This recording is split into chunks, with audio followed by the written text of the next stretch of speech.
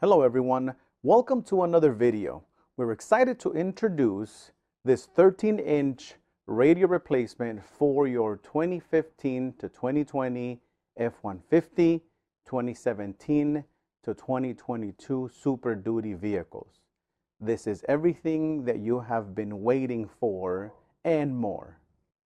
And I don't just say that because I understand what this unit is capable of when it comes to features and functions. I say that because I understand where the factory radio in today's vehicle is.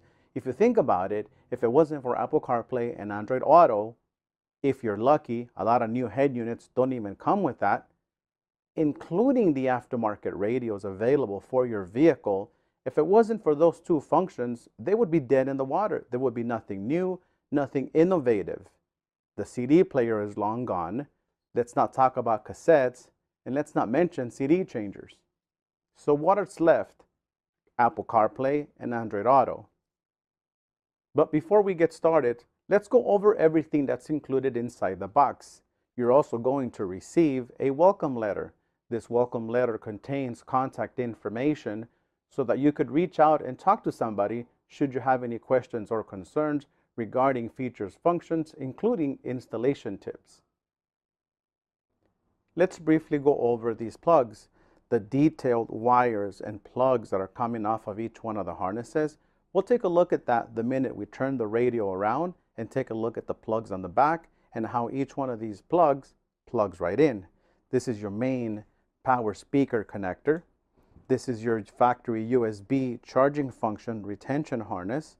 This right here is a USB input design just in case you happen to have your favorite music files on a USB drive, or you have music videos, or you have movies. This is the one that you're going to use to plug your thumb drive directly into it. It has the ability to handle up to a terabyte hard drive. They will have two backup camera retention harnesses. You're not going to use both. You're going to use one or the other depending upon which one your vehicle is equipped with. The other harness that's in here is your antenna adapter. This is so that the factory antenna can plug in to the new radio. Right over here is the microphone. This is so that you can use it with Apple CarPlay or Bluetooth connectivity. We have the 3 camera input harness, front, side, and rear. This is your fiber optic Toslink audio output. A lot of people are not very familiar with what this does. We'll go over those details as soon as we get a chance to plug this into the back of the radio. We have your auxiliary audio video input cable. So if you have a third-party DVD player or any additional audio source that you'd like to plug into the back of this unit, this is the harness that you would use. We call this a DVR harness, but really it's designed to give you constant power, ignition, 12 volts, and ground output if you wanted to run power to any other accessories off the new radio. This has the ability to handle up to 4 amps. This is your front, rear, and subwoofer output. If you want to add aftermarket amplifiers to your new radio, this is the harness that you would be using. If you notice, it also has your microphone plug. And now let's go over the 4 antennas that are included in the kit. You have your GPS antenna. This is your Wi-Fi antenna. And you're going to have 2 4G LTE antenna connections. And then last but not least, you're going to get this CAN box module. This is what makes all the magic happen. This is where all the programming to run your factory backup camera, your factory steering wheel controls, this is where it's all happening. Now, you're also going to get a wipe to keep your screen clean, and you're also going to receive this frame. We'll go over this little frame the minute we talk about the SIM card capability of your new head unit. This unit has the ability for you to get a data plan on a SIM card so that it's always connected to a cellular network. That way you don't have to worry about Wi-Fi hotspot from your phone to the unit. This unit can always be connected to an internet source. You could do Wi-Fi hotspot, but it's always better for that unit to be connected to a cellular network. It's less hassle for whenever you get out and get back into the car. Now that we've gone over the included harnesses, let's go over some of the hard buttons that are included on your new radio, as well as the soft touch buttons that are on the screen. But before we jump into that, the screen also comes with a plastic screen protector. So if you see any smudges or anything like that, keep in mind that it has a screen protector, and that's what you're looking at. The layout of your dash is going to also change a little bit. At the top of your factory radio screen, you have 3 buttons, or 2 in some cases. Those buttons are going to get relocated to the bottom of this new panel. We include a blank because a lot of vehicles only have 2 buttons from factory. If you happen to have 3, then this blank simply pops out and it gets replaced with a 3rd button on your dash. Now let's take a closer look at the hard buttons that are included for your AC climate controls. Now, once installed in the vehicle, these buttons are going to be backlit. They're part of your instrument cluster illumination function that's controlled with your headlight on and off switch. And for your convenience and ease of use while you're driving, these are the hard buttons that are included on this panel for your AC climate controls. We have the max defrost, recirculation button, max AC, AC on and off, mode button to control ventilation, rear defrost, and we have, for those vehicles that are equipped with dual zone temperature controls, a driver side temperature control button, as well as a passenger side. Now, if your vehicle is not equipped with dual zone temperature settings, when you adjust the driver temperature, it'll also adjust the passenger, and vice versa. When you adjust the passenger, it'll also adjust the driver. That means your vehicle is equipped with a single zone temperature setting. And the knobs you see on the left and the right side of the climate controls, the one on the left is a volume up and down function. The button in the middle is a mute button. The one on the right, depending on the audio source, if you're playing something off of Apple CarPlay, Android Auto, or from a USB stick or through Bluetooth, it'll perform a track up or track down, depending upon if you go counterclockwise or clockwise. But if you're in AM or FM, it'll serve a tune up and tune down function. Now let's zoom out and let's go over some of the on-screen functions. For example, additional on-screen climate controls. If you look right here where you have your passenger side and driver side temperature display, you also have a plus and a minus button. If you touch these once installed in the vehicle, temperature up, temperature down are going to do the same thing that the temperature up and temperature down buttons do on this panel down here. The AC button is going to also perform the same thing that the AC button down here does. So if you press that, it'll be the same thing as pressing this. It'll be AC on and off. You also have your recirculation function here. You have your mode button there, and you also have your front defrost right there. If you press the climate button, you're going to get a whole new page of climate control functions.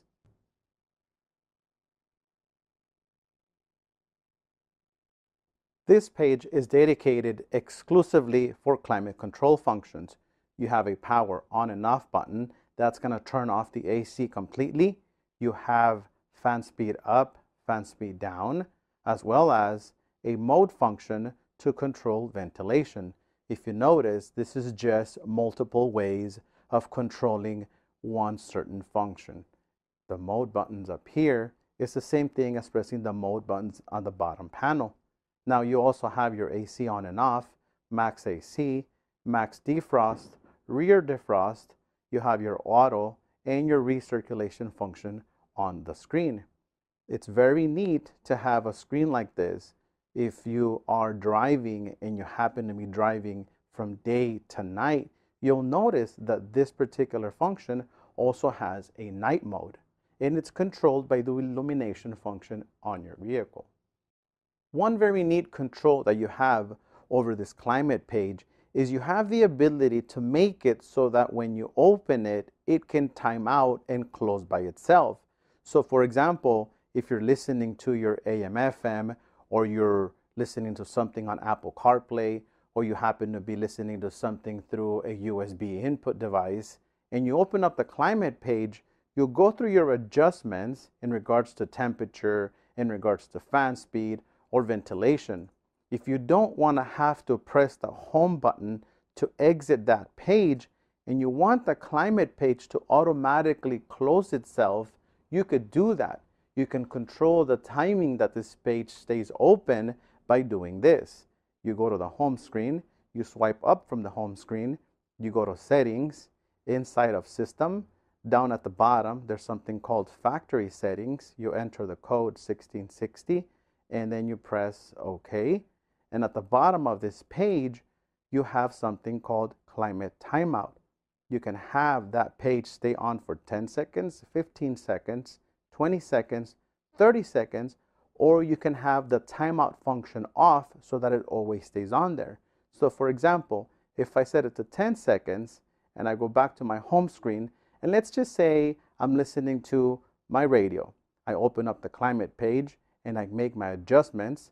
10 seconds later, this screen is going to time out and I'm going to go back to seeing my AM, FM, or whatever the audio source was.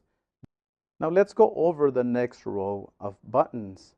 Let's talk about multiple ways of controlling one function. For example, the arrows on the right and the left side of the speaker are going to control volume up, volume down. The knob down here also does volume up and down. Once you see the volume level indicator on the screen, if you touch it and drag it, it'll also perform a volume up and volume down function. If you swipe down from the top of the screen and you adjust this here, it also performs a volume up and down. If you touch the speaker in between the two arrows, it performs a mute function, just like if you press the button in the middle of the volume knob, it'll perform a mute function. The speaker on the screen, if you touch it, also performs a mute function. So that's just giving you options. There's not one way. It's whatever you prefer. Now let's talk about the two buttons on the right side of the volume controls and the two buttons on the left side of the volume controls. This button on the right side is going to open up every single one of the apps or programs that you have opened on the radio. You can kill them individually by swiping up, or you can press the clear all button. The 4 squares right over here is going to give you access to all of the applications that are on the unit, including the ones that you have downloaded. The minute you go to Play Store, log in and begin to download your favorite applications, the bottom here and the rest of the page down will begin to populate. You can access this screen by pressing these 4 buttons right here, or you can swipe up from the home screen. The 2 buttons on the left side of the volume controls, this is a back page.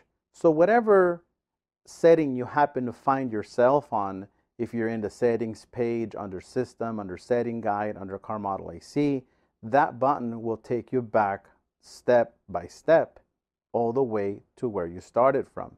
The home button, the home screen. The home button right next to it does exactly what it's supposed to do. It brings you back to your home page, and we'll talk about the home page layout later on this video. So wherever you are, whether you're in your applications, whether you're in your climate page, wherever you are, you want to go back to the home screen, you press the home button, and there you go. That's what the home button does. Now let's talk about these 3 squares, the 2 down here and the main one in the upper half of the screen. The bottom right square is going to control whatever audio source you happen to be on.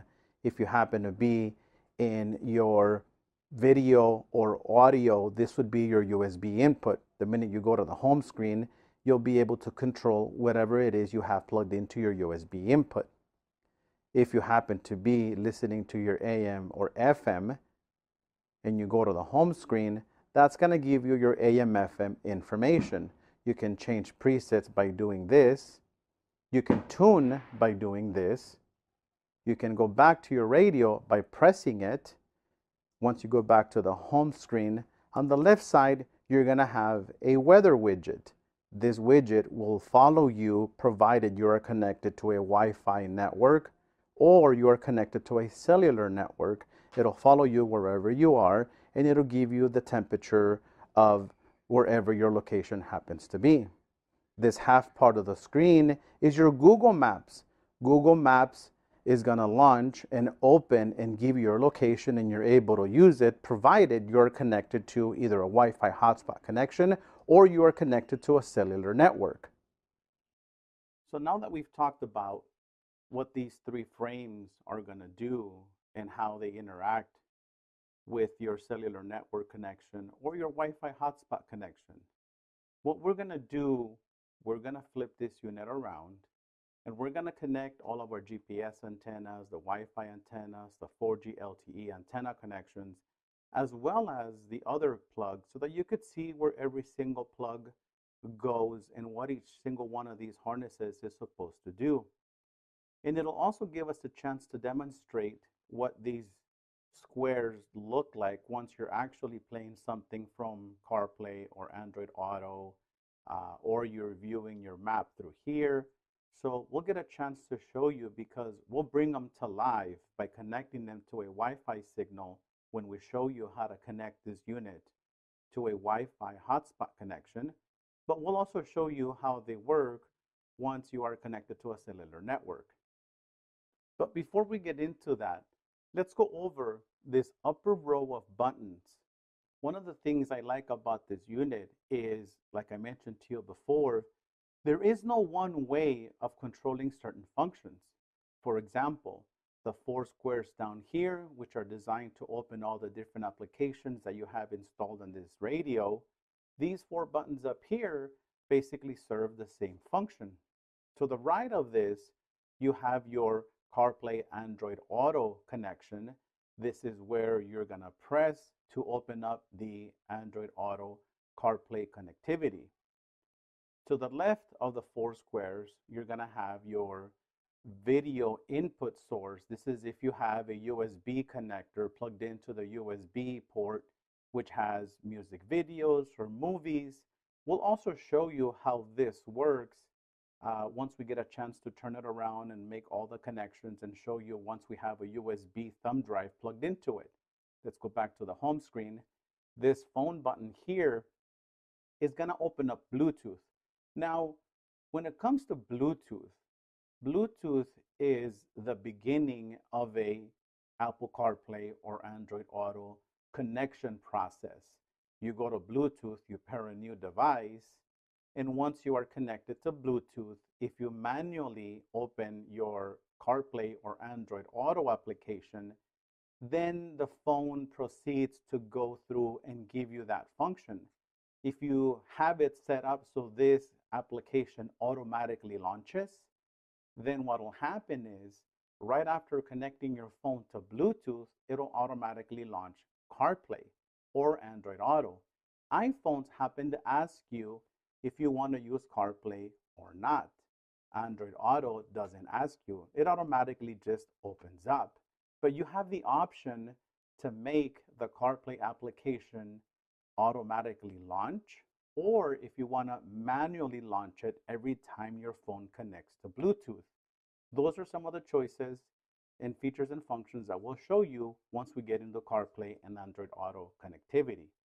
Now, if you don't connect to Apple CarPlay or Android Auto, the phone button is going to open up your Bluetooth function the way we all know it. Bluetooth audio streaming with phone call capability, your contacts, your music that's on your phone.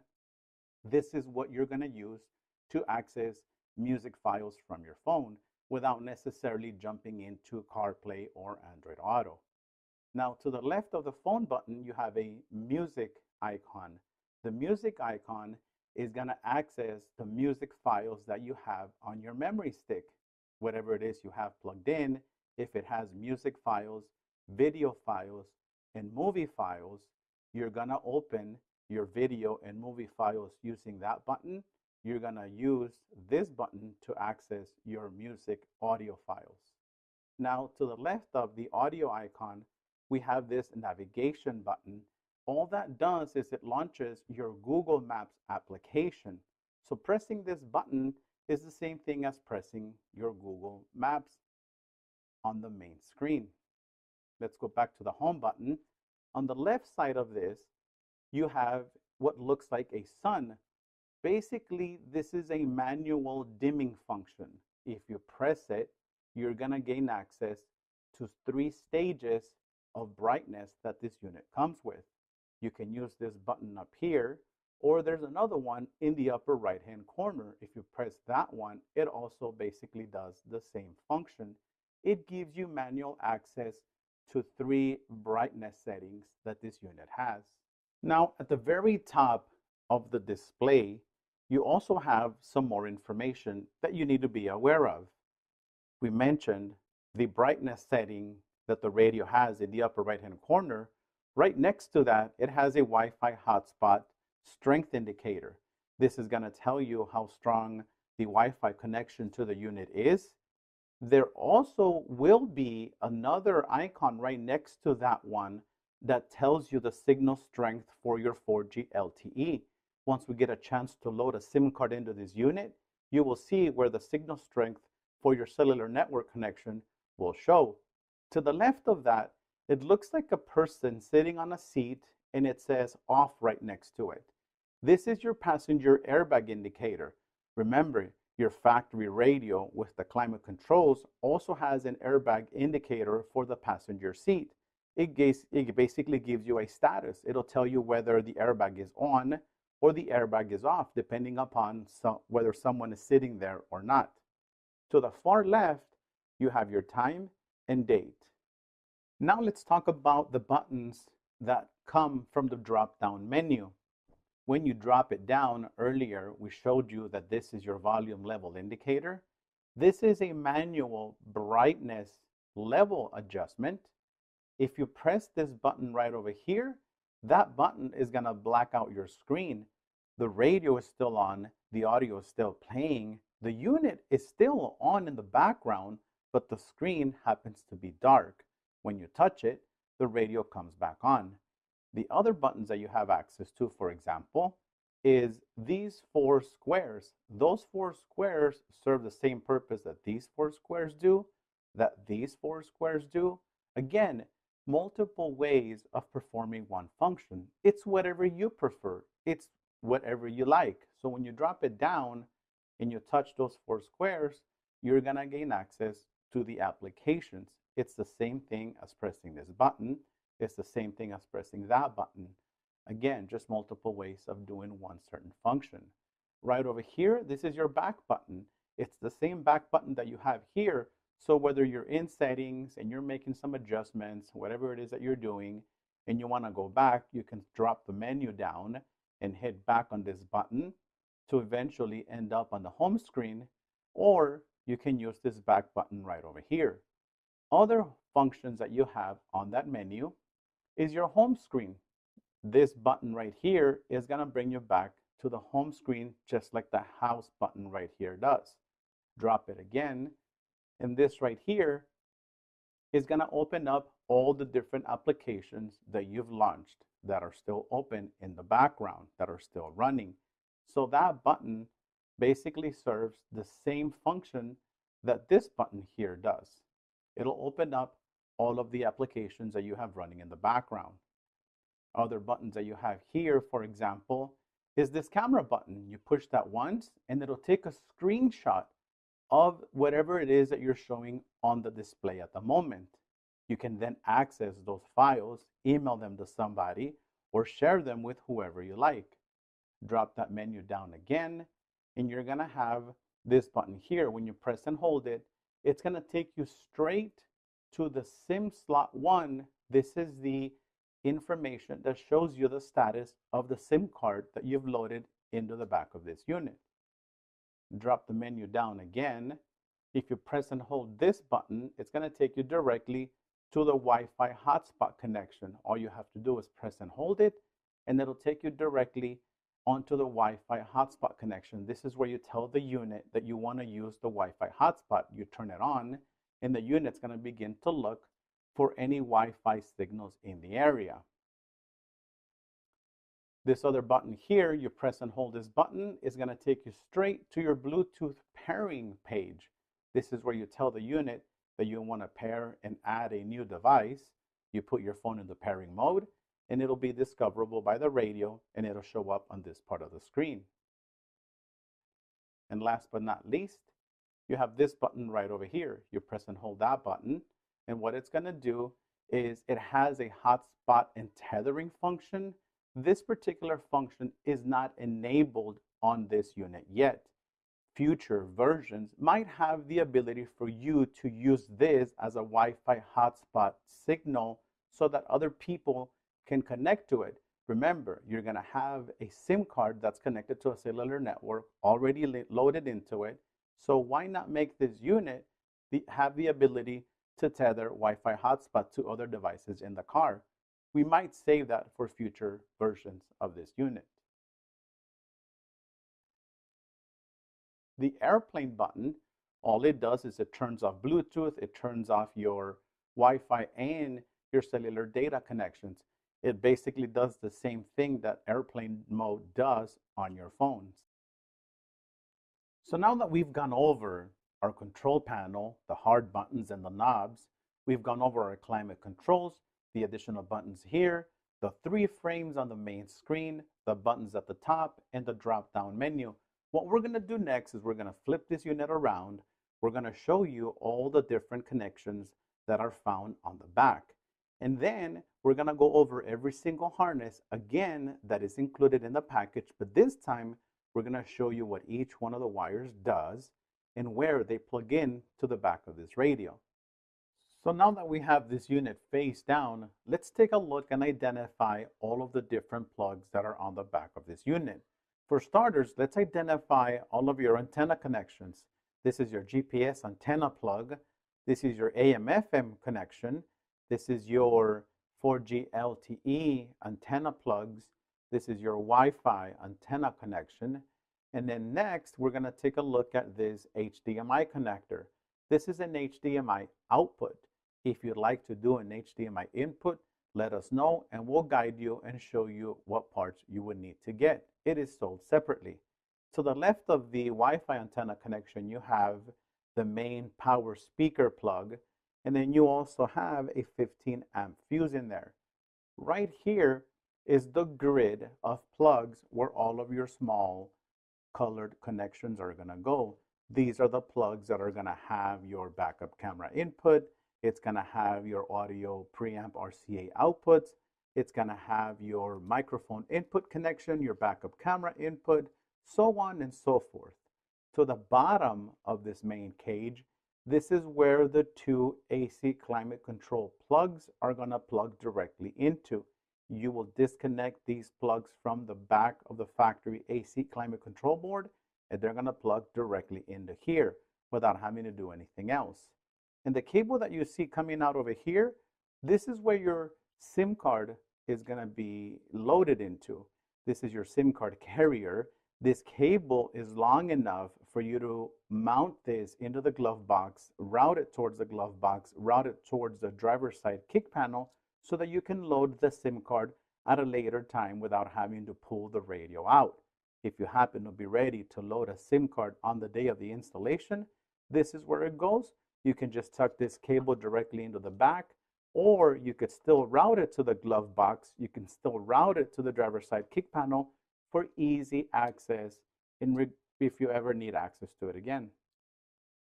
All right, so now that we've gone over all of the different connections on the back of the radio, let's go over all the different harnesses and the antennas and what every single one of these wires and every single one of these plugs is supposed to do. The 4G LTE antennas don't really need much explanation. The only thing you need to know is when installing them or mounting them into your vehicle, they don't necessarily need to be exposed. They don't necessarily need to be extremely far away from each other. You can put them next to each other. You can put them 6 inches away. You can put them in this direction. You can put them in that direction. It really doesn't matter. What we have found after a few years of using this technology is that these antennas, the GPS antenna and the Wi-Fi antenna can all be together in the same area. They don't necessarily interfere with each other, so they don't have to be completely separate. You could mount them within the same area. All you have to do is before you take the double-side stick tape off, make sure that you clean the surface with an alcohol prep pad, and then you dry that area. It's going to create a better bond for the double-side stick tape to stick on there, and it'll stay on there for as long as you have this particular unit in the vehicle. So this is the 4G LTE antenna plugs. This is the Wi-Fi antenna connection, and this is your GPS antenna plug. Next, we're going to talk about the smaller plugs. This is a cable that's going to give you Toslink fiber optic output. It is known as a SPDIF output cable. A lot of people call it SPDIF. I'd like to call it Toslink fiber optic out. All this is going to do is it's going to give you a digital optical output so that you can connect this to higher end amplified systems. If you look around, JL Audio has a digital sound processor that all it does, it uses fiber optic connections for all of the network plugs in between the radio, the DSP processor, as well as the JL Audio amplifiers. So this is just in case you want to build a really high-end audio system using the Toslink output connection of the radio. This is an audio output cable. Next, we have this cable that's labeled DVR. Coming out of this cable, you're going to have power, ground, and ignition voltages coming out of it. You can use it to power other devices in the vehicle that need an ignition 12-volt out or that need a constant 12-volt out. You can use this cable to power those devices. Remember, a maximum amperage output out of this is 4 amps. Next, we're going to talk about this cable. This is your auxiliary audio input cable. If you have an external DVD, if you want to keep function or add an auxiliary audio input to this head unit, all you need to do is take the caps off. If you're not going to be using this cable, I would normally recommend that you plug it in, don't leave it out, and also don't remove these plastic cap protectors, because what happens once this is plugged into the back of the radio and these units begin to touch other bare metal surfaces that are within the radio cavity, they could generate interference. They could pick up ground noise or anything that's known in the audio industry like ground loops. The other cable that you're going to get is this off-white or kind of yellowish. This is your front, rear, and RCA output connector. This is front, rear, and subwoofer output plugs. This is what you're going to use just in case you want to run multiple amplifiers. You can use your front and rears to go to a 4-channel amplifier, which will run your front and rear 4 speakers. You can then take the subwoofer outputs and run them to a sub-amp to be able to boost an aftermarket pair or single subwoofer. You have independent subwoofer crossover frequency selector for the subwoofers, as well as gain adjustments. You have the same type of adjustment inside of the DSP for your front and rear speakers.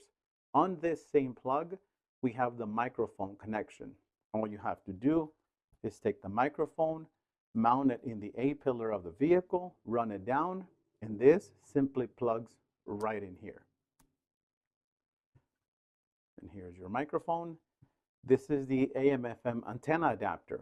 All you're going to do, you're going to disconnect the FM plug from the back of your factory radio, plug it into here, and this is going to stretch long enough to go into the new radio. This is your backup camera input cable. On this plug, we have 3 different camera inputs. They're labeled front, right side, or it could be left side. I like to call it side camera input, and your rear camera input. The rear camera input is labeled factory camera input. Now, the front and side camera inputs are manually triggered. You have to manually access them through the radio. It has an icon labeled cam. The backup camera input is automatically triggered using the CAN bus module. You don't need to run a trigger wire from your reverse light up to the radio for the radio to go into backup camera mode the minute you put the vehicle in reverse. So this is going to be your factory rear camera input, or if you happen to be replacing your factory backup camera with a better aftermarket backup camera, this is where you would plug that in. In addition to the 3 camera inputs, this harness has outputs, power outputs for every single one of your cameras. So if you happen to be running an aftermarket rear camera, the aftermarket cables will have a yellow RCA plug that's going to go into here, and it'll have a power wire right next to it. That power wire is designed to power your camera on the other end. Well, here you have a wire labeled reverse power. You have a wire labeled front cam power. You also have a wire labeled right cam power. So these power outputs can also power any one of the 3 cameras that you're going to be using through this harness. This 360 trigger is going to manually trigger the radio into reverse mode.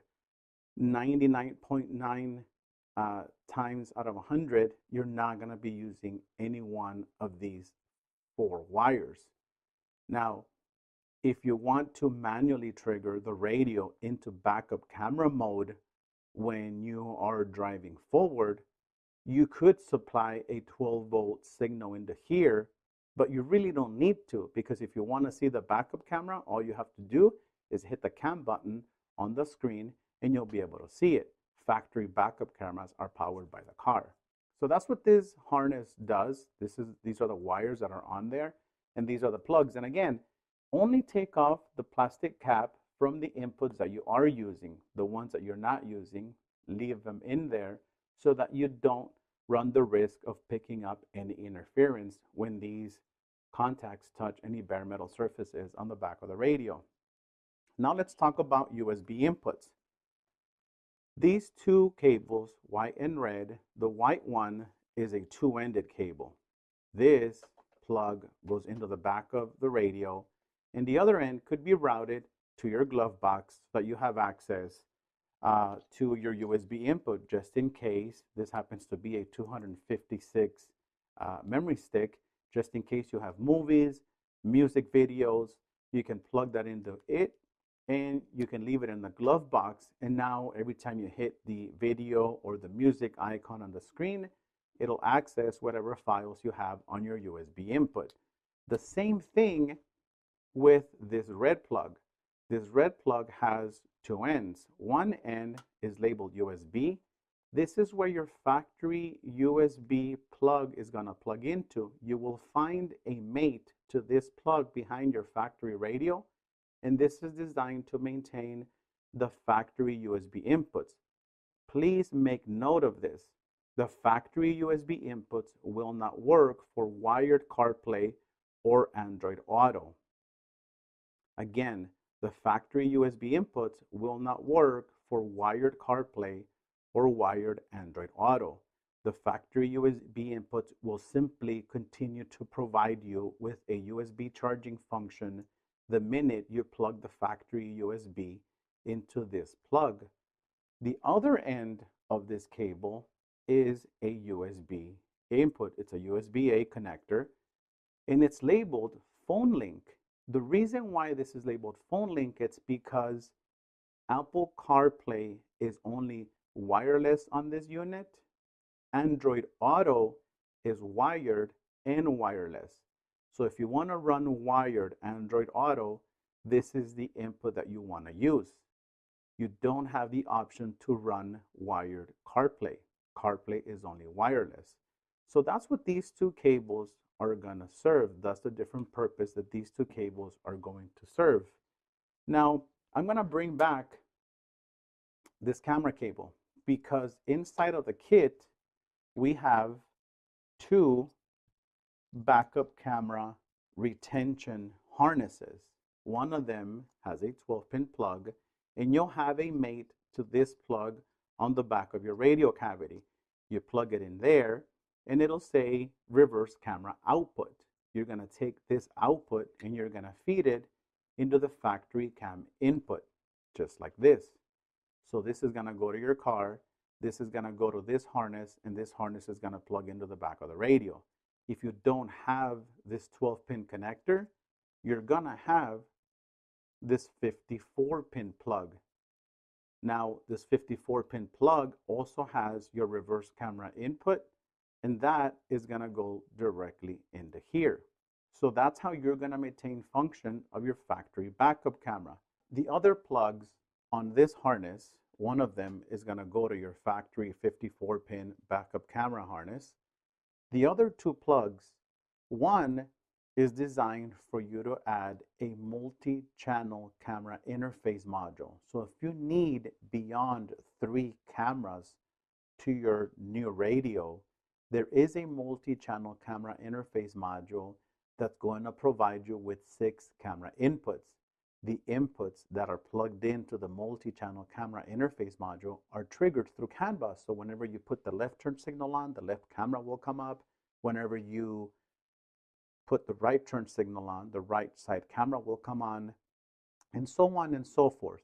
Now, I'm going to bring in the main harness because this other small plug, this all goes in junction with the main harness.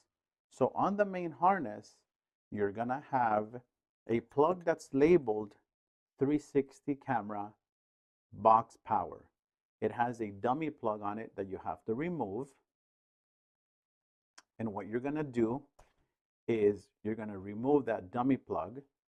You're going to then plug that into this harness here.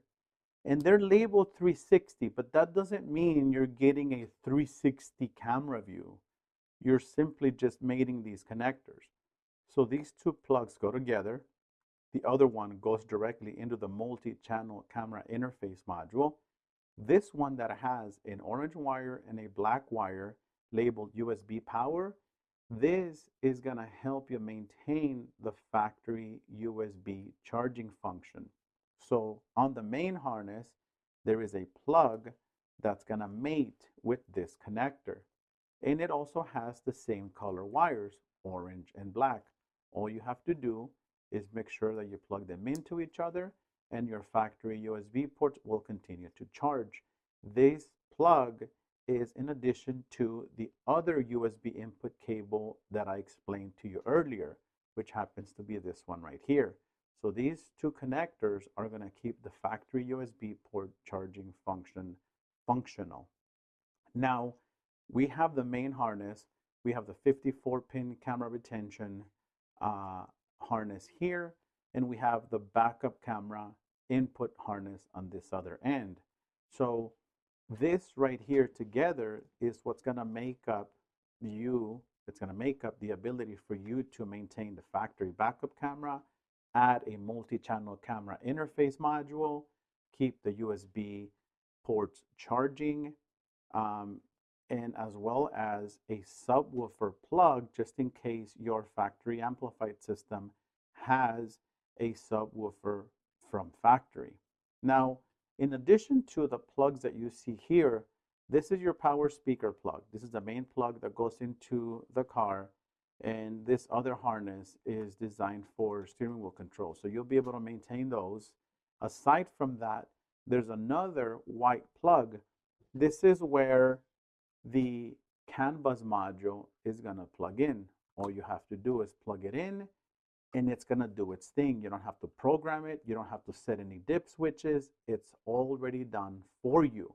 That's one of the things I really like about this kit. All you have to do is know how all of these connectors go together. So in addition to these plugs, you have a few other wires on this main harness. These wires, one of them is labeled AMP-EN. This particular wire is your remote turn on to aftermarket amplifiers. If you want to add amplifiers, this is the wire you're going to use to be able to turn them on whenever the new radio is on. There's another one labeled 360 trigger. It really has nothing to do with a 360 camera system. This is just in case you want to manually trigger the radio into backup camera mode. Let's just say, yes, it's a nice 13-inch screen, but do I have to use it in an F-150 or for whatever the application is intended for? The real answer is no, but you would have to know what you're doing if you wanted to dissect this plug to be able to provide your own constant 12 volts, ignition 12 volts, and ground.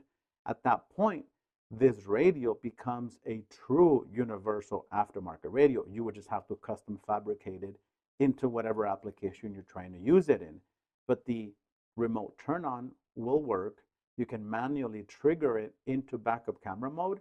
And you also have SWC1, SWC2. These wires in the application that this radio was made for, you will never use them. But if you wanted to use it in a universal application and the vehicle you're putting it into happens to have factory steering wheel controls, you could get an aftermarket steering wheel control interface and hardwire it into here so that the radio or the vehicle you're putting it into can control the radio using its steering wheel control functions. And that's what these 4 wires are normally intended to do. 99.9% of the time, you're not going to use them, and you're going to use it in this form where it was designed to plug into itself the way you're looking at it here. And that's it for all of the harnesses that are included in the kit. One of the things we're going to do next is we're going to flip this radio back on its face, and we're going to plug in all of the connectors one by one so you could see where they go and what they look like once they're plugged in. So something very important to keep in mind is your 4G LTE antennas, your GPS antenna plugs, they are keyed. So don't just reach in there and plug them in. Make sure that you find the locking tab, they're facing to the outside of each one of the plugs, so that when you plug them in, make sure that the locking tab is facing the outside of the plug itself. And I normally like to start with my antenna connections. So this one's going to go in there, locking tab facing out. It's going to plug right in here. The GPS, the locking tab is facing up.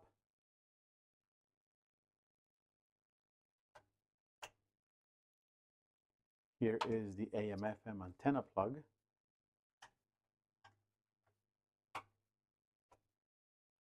And now let's plug in our small connectors. I like to start at the bottom with my preamp outputs. Next, I go over to the right with the USB input.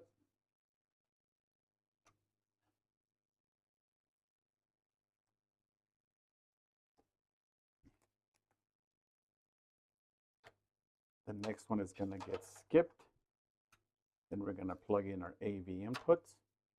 Now we're going to stop and start in the upper left-hand corner, which is the backup camera plug. Right next to that is the fiber optic Toslink audio out. Right next to that one is our power output cable.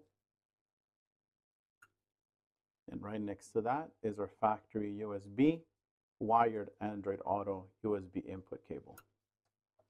And last but not least, we have the main harness.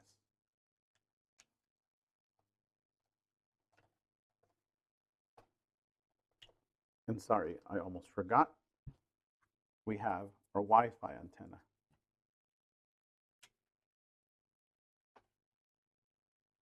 So these are all the connections that you're going to be making into the back of the radio. I will flip these up just so you could see the different connectors that are on the unit.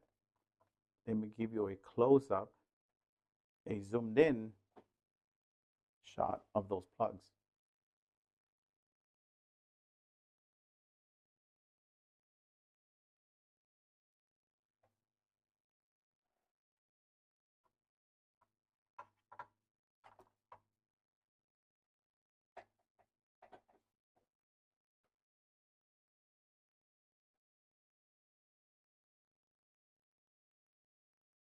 So there's a couple of things that we'd like to share with you in regards to SIM card. When it comes to a data plan for these units, what's really happening out there today is a lot of these service providers are asking you for a IMEI number. Now the IMEI number that's inside of these units is unknown to a lot of these Verizon, T-Mobile, AT&T service providers because it's not a Samsung or an Apple unit, so they don't know about these units in their database. So it's basically useless to them.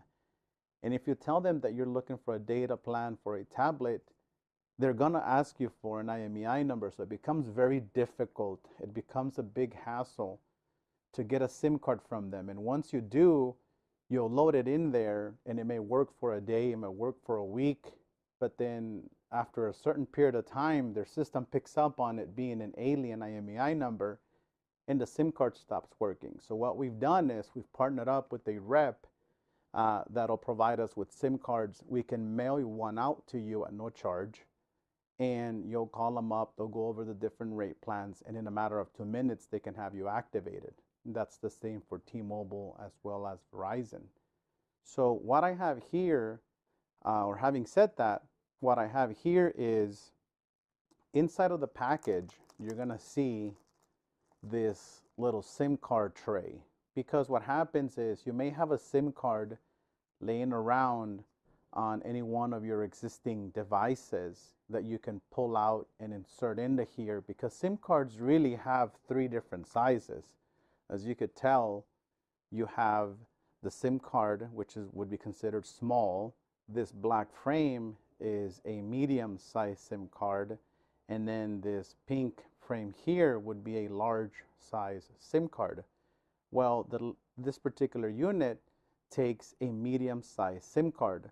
So if you have a small SIM card laying around somewhere, you would need to insert it into the medium frame so that it can fit into the SIM card holder. And once you're there,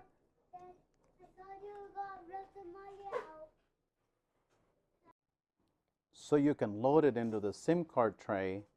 And once you're there, all you have to do is this metal tray here basically slides down, and then it'll flap open like this. You'll notice that the SIM card tray has a notch here on one of the corners, and that's gonna match up to your SIM card notch like that. And all you really have to do is put it in there, close the flap, and slide it up, and close the tray.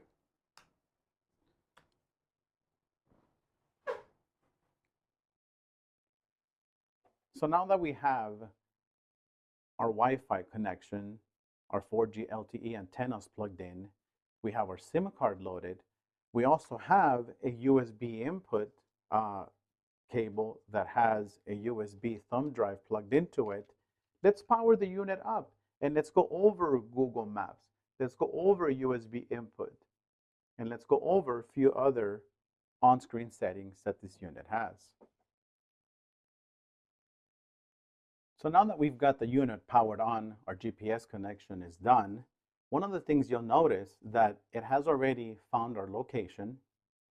Another thing that it's done is Google Maps has already registered its location, so it already has information depending on where we are. One of the things you'll notice is the 4G LTE signal has now appeared, and it also shows that I have something plugged into the USB inputs. Let me give you a close-up of the status bar that's right up here.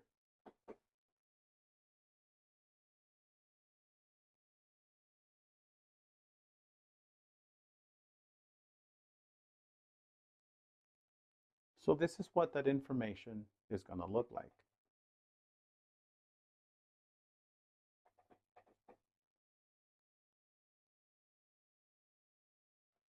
One of the things you want to make sure is when you press the weather app and this information opens up, you can choose between Celsius or Fahrenheit, and you can also set it so that it automatically sets its position. That function could be off, and you'll notice that it's not updating its location.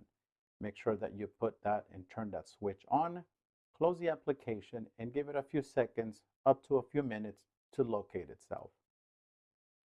All right, so next, let's go over the USB input. You can touch the video button up here, you can touch the audio button over here, or you can touch this screen depending on what it says. Right now it says music, so if I touch it, it's going to look for music files that are on my USB input. I don't happen to have any because all I have is music videos and movies. So what I'm going to do is I'm going to press the home button and I'm going to touch the video button. You'll notice that at the moment it'll say title, it says Batman Lego. I can see a track time already counting.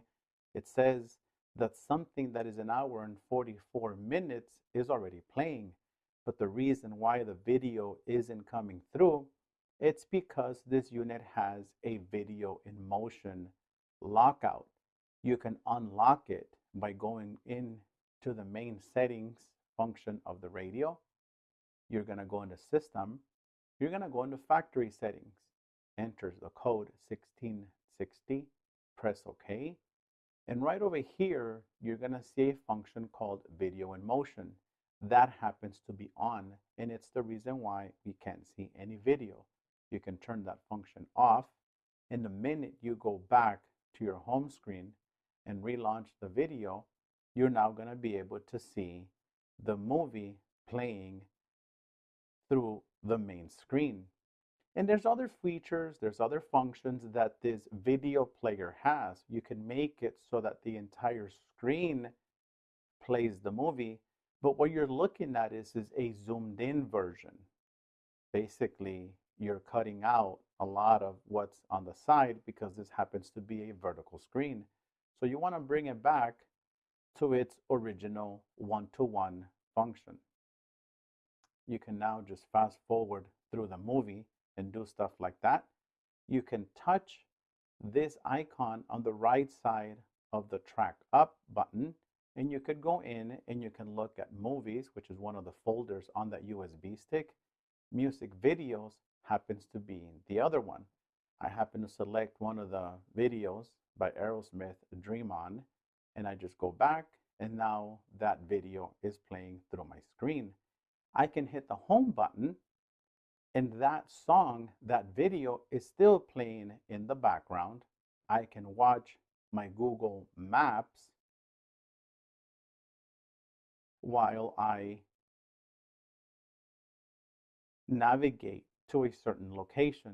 What the unit is doing right now is it's looking for my location. So what I'm going to do is I'm going to enter a destination. I'm going to punch in LAX. I'm going to hit search. It's giving me results as far as where I want to go. I hit the start button right over here. It's going to give me directions right away. It tells me that I'm 1 hour and 28 minutes away. So I could be navigating using Google Maps while connected to a 4G LTE internet source, and at the same time listening to my music that's inside of my USB drive. That's one thing that's really cool about this unit. Now I've got half the screen showing me guidance for my navigation, and I have the other half showing me weather and my music information. Or I could be playing that music video while hearing the turn-by-turn guidance in the background.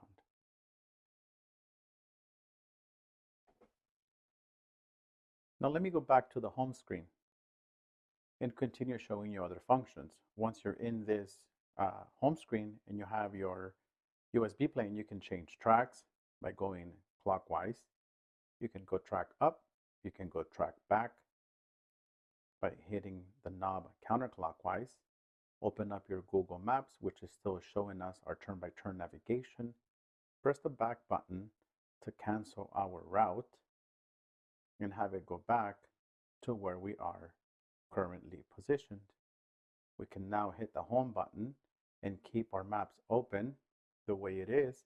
Since it's connected to a 4G LTE network, it'll always follow us. That's one of the cool things about having a SIM card loaded into this unit. It really unlocks an entire whole new world of features and functions. Now, earlier we talked about brightness settings on this unit. Let me show you one cool feature about this screen. So in addition to you having the 3 stages of brightness levels on these buttons here, in addition to you having your brightness adjustment here, you can set the unit so that it automatically goes between day mode and night mode when you go into settings. In here under general, you have something called day and night mode. Here's where you tell the unit that you want it to stay in day mode. Here's where you tell it that you want it to stay in night mode.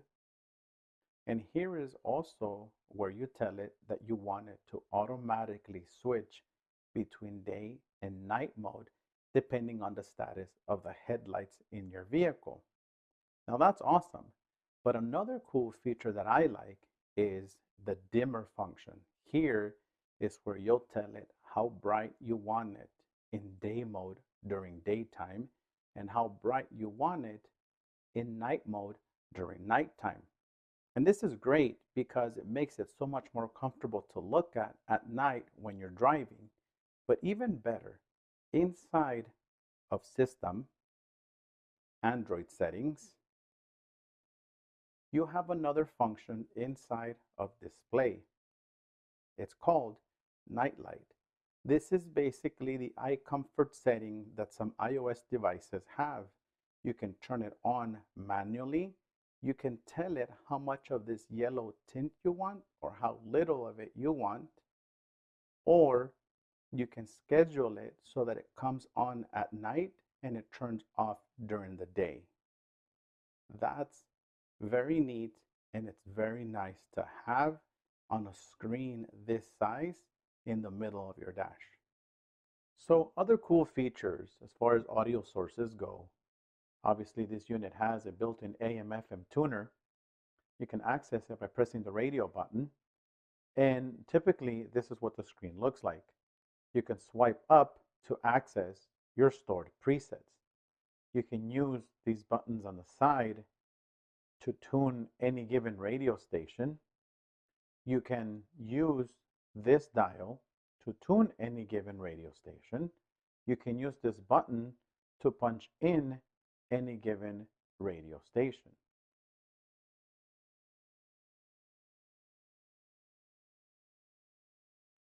Just like this.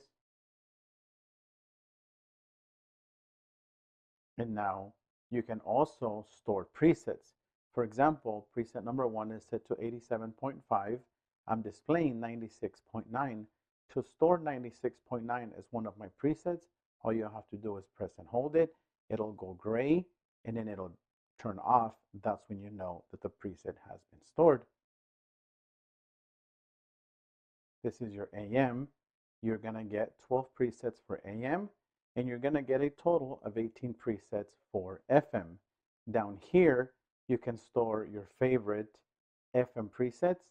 You can also store your favorite AM presets so that without you having to switch between AM and FM, you're going to have your favorite presets right down here.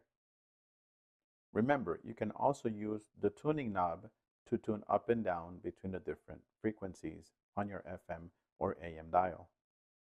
Now let's talk about Bluetooth pairing, Apple CarPlay, and Android Auto. Before we start and go into pairing mode or pairing a new device via Bluetooth, what you want to do is understand the way the Car Auto application works. The Car Auto application happens to be here as one of the main applications inside of the application screen. It also is the one that's going to open when you press the Car Auto CarPlay Android Auto icon in the upper right hand corner. Make sure that you understand this setting because it's going to matter.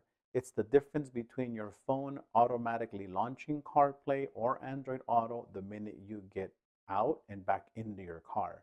So inside of Car Auto, you're going to see this hexagon. You're going to push it, and there is a function called Allow Auto Boot.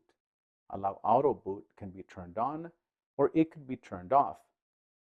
If it's off, what's going to happen is you're going to get into the car, your phone is going to pair to Bluetooth, but CarPlay or Android Auto will not automatically launch until you manually press the Car Auto application button. If you want it to automatically pair, make sure that inside of this setting, you turn Allow Auto Boot to the on position. Now, let's talk about wireless Apple CarPlay and wireless plus wired Android Auto. The way you tell the Car Auto application whether you're going to be pairing an iPhone or an Android device is you press this button down here. This is where you're going to switch between CarPlay and Android Auto.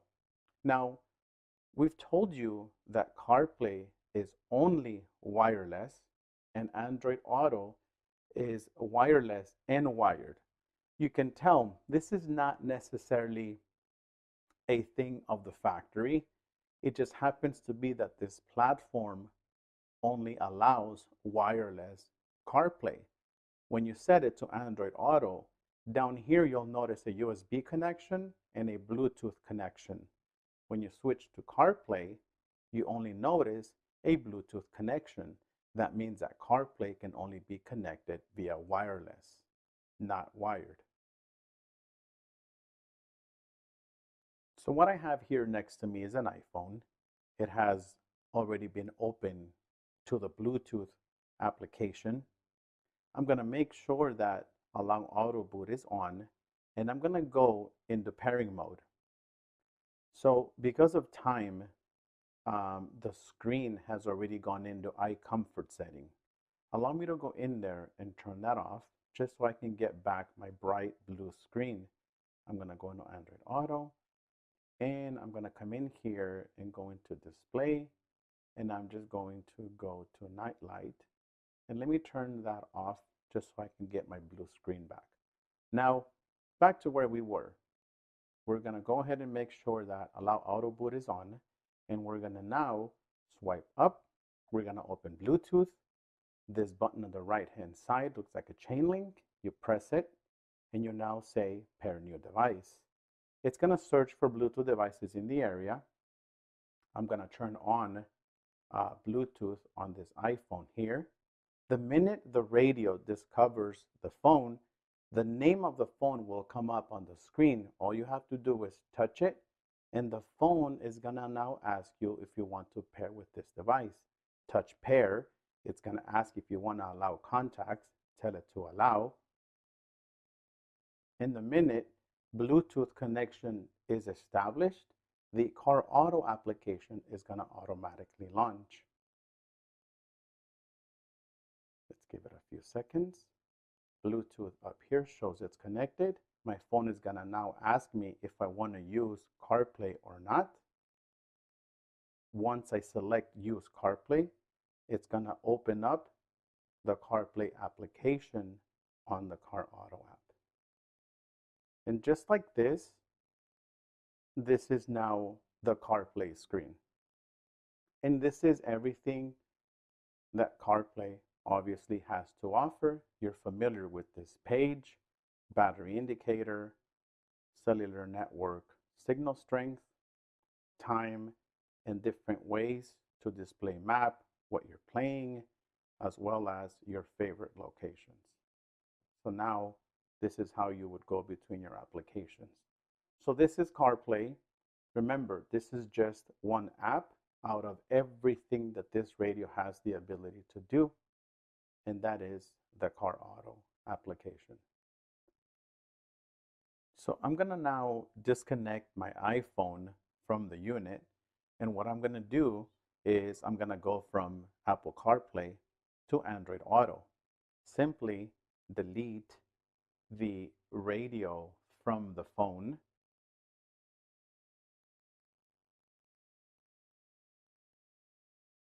Kill the Car Auto application. Go into Bluetooth settings and delete your phone from the radio.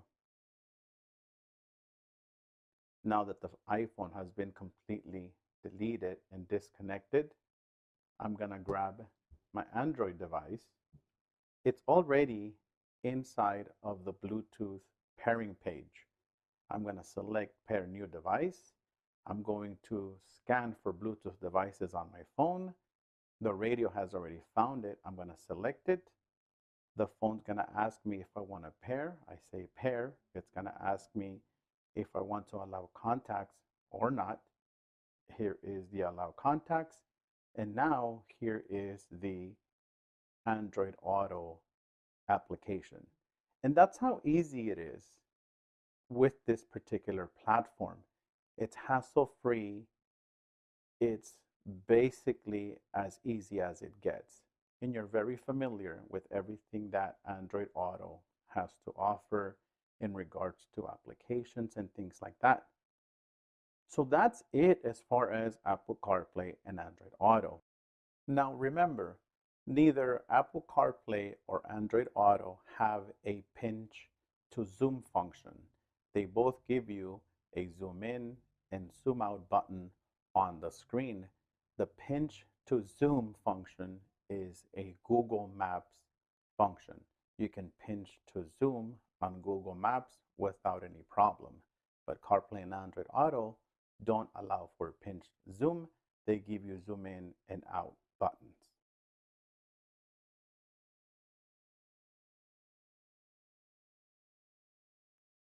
Now let's talk about Wi-Fi connection. You can provide a Wi-Fi connection from your phone's hotspot to this unit itself. But one of the disadvantages of having Wi-Fi hotspot from your phone to the unit is the radio basically uses Wi-Fi to establish Android Auto and Apple CarPlay connections. And what happens the minute you turn on the Wi-Fi hotspot of the unit, the phone itself turns off the Wi-Fi function and therefore interrupts the CarPlay or Android Auto connection. So keep in mind that you cannot have Wi-Fi hotspot and Apple CarPlay or Android Auto on at the same time. The minute I come in here and I turn on use Wi-Fi, look what happens to Apple CarPlay, or in this case, Android Auto. It has a hard time connecting or staying connected because we are turning on the Wi-Fi function. So in this case, what I'm going to do is I'm going to go to the home screen, go to settings, and then I'm going to come in here under network, turn on Wi-Fi.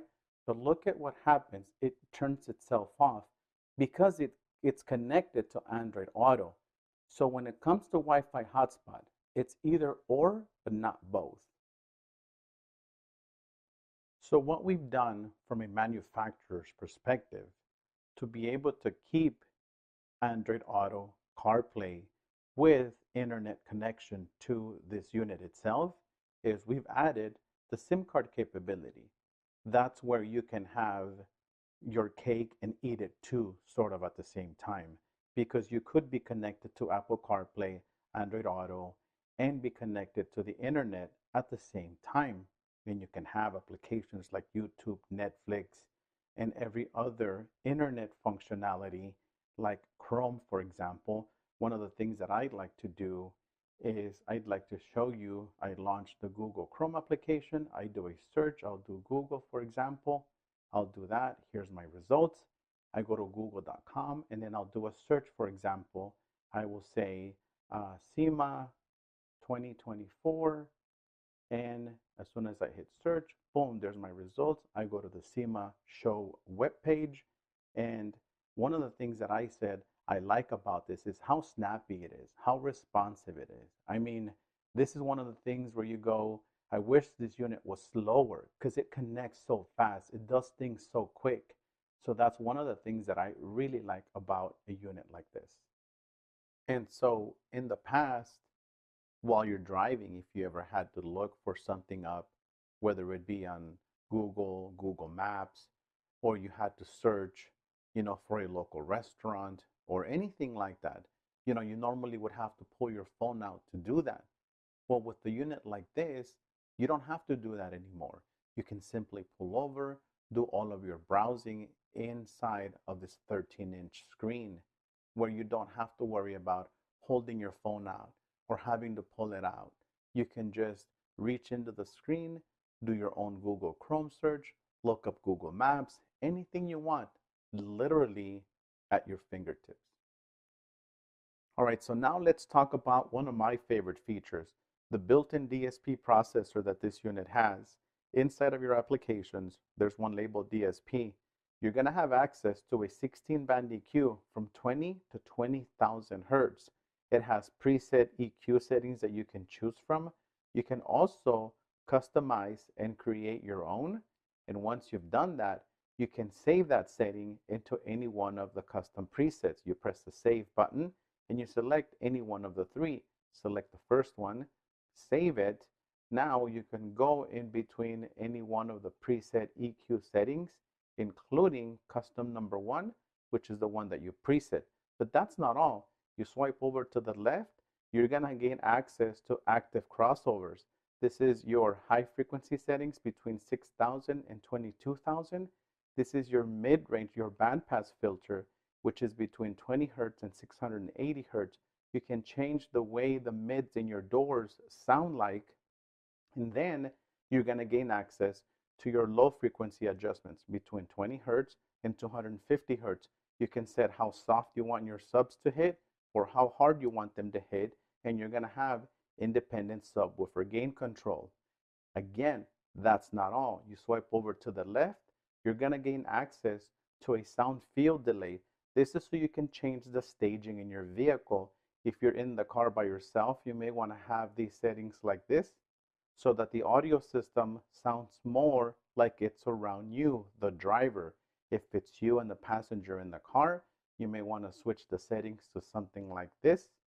And so what this is going to do is it's going to put the stage right on top of the dash so that you and your passenger can enjoy the music in the vehicle so much better. Now, if you swipe over to the left, you're going to gain access to your front and rear speaker and load level preamp output gains. This is going to control your front left, front right, rear left, rear right, RCA, and speaker outputs. Guys, this thing has front, rear, and subwoofer preamp outputs, a Toslink fiber optic output. If you're looking at any Android unit in the market, ask yourself, ask the manufacturer, what kind of audio presets does it have? Does it have built-in DSP? Does it have preamp outputs? Does it have a fiber optic Toslink output? All that pours value into a unit like this. Now, the other one that you're going to also see is beyond this here. You can also come in here under settings, under system, under setting guide. You can change the way the outputs work. If you have a factory amplified system where it sounds like this unit is overdriving the inputs on that amplifier, you can turn the factory amp setting on and it's going to adjust the audio output to match the factory amplifier in your vehicle. Guys, again, all these audio features pour value into systems like this. And so one other thing we wanted to talk about is what makes a unit like this unique? What makes this unit more vehicle specific? What makes this unit, how does this unit integrate into the car? What does it do for the factory radio vehicle control settings? Inside of your applications page, you're going to find one app. This app is specifically tailored for the F-Series pickup trucks car settings is going to have everything that the factory radio had the ability to control in regards to audio, cameras. Now, it also has the ability to control the ambient lighting that some of these pickup trucks are equipped with, as well as the massage seats that the Super Duties have. Again, the car settings application is what makes this radio more vehicle specific to your F-150 or your Super Duty, because this is how this radio is going to integrate to the vehicle. Now, one other thing to keep in mind is right after the installation, and you're going to see this during the install, you're going to want to set your climate controls, because the radio out of the box doesn't know that you have single or dual temperature controls.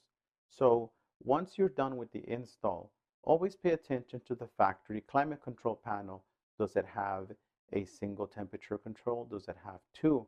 So depending upon which one you have, you're going to want to go into your applications page, under settings, under system, under setting guide. This is where you select car model AC. This is when you tell the radio, hey, I'm installing this into an F-150. If you have a Super Duty, it basically works the same way. So F-150 low is for F-150s and Super Duties that have single temperature control settings. F-150 high is for F-150s and Super Duties that have dual temperature controls. Now, other with Touch 360, this is whether you have the factory 360 system in the vehicle, and not just a factory 360. It's the 360 that has the camera button above the factory screen, and when you press it on the factory screen, you get to touch the different camera angles. That's the Touch 360. If you just have a plain 360 where the hard button camera does everything for you, that's not a Touch 360. In that case, you would select other. So what you want to do is you want to touch other. You always want to select all three. You want to tell it Ford, F-150 single zone or dual zone temperature controls, and I have the factory Touch 360, or I have the other type of Touch 360, or if you don't have the Touch 360 or any of the 360 systems, you're going to select other, and then it's going to want you to confirm. You're going to press OK. The minute you do this, the radio is going to turn off and basically turn back on. It'll perform a reboot cycle. Another settings that you're going to want to check for inside of the settings page, you're going to want to get into settings, system, setting guide. Here, when it comes to seat and steering wheel, this is where you tell the head unit, hey, my vehicle is factory equipped with a heated steering wheel, heated seats, as well as cooled seats, because once you enable these functions, you then hit save and reboot to save those settings. When you go to the climate page, you're going to see your heated and cooled seats options right over here. If your vehicle doesn't have those functions, then there really is no need for you to enable these settings. Now keep in mind, you enabling these settings in a pickup truck that didn't have factory heated seats, factory cooled seats, or heated steering wheel isn't going to magically make you now have those functions. They have to be factory equipped, enabled on the radio, so that you can keep function of them. Hopefully that makes sense. And so guys, that pretty much does it for features and functions, the hard buttons, the touchscreen, all the different features and functions that this unit is equipped with. I mean, I'm telling you, this is everything I have personally ever wanted into a radio for the car. I mean, if you think of where the factory head unit has been, like I mentioned before, if it wasn't for Apple CarPlay and Android Auto, we would have nothing innovative for our vehicles today. Well, guess what? This brings all the latest and greatest technology into your vehicle. It modernizes the driving experience in the car. Now, I'm sure there's things that I have not gone over. If you have any specific questions about it, let us know. But before we get into the installation, I also want you to know that inside of your applications page, you do have an application called Foxit. Foxit PDF is the user manual for this radio. You could go through it and you can check out all the features, all the functions. There's a description of all the harnesses that you saw, the plugs on the back of the radio, how to do different things within this head unit. And again, it's very brief. It's very detailed also.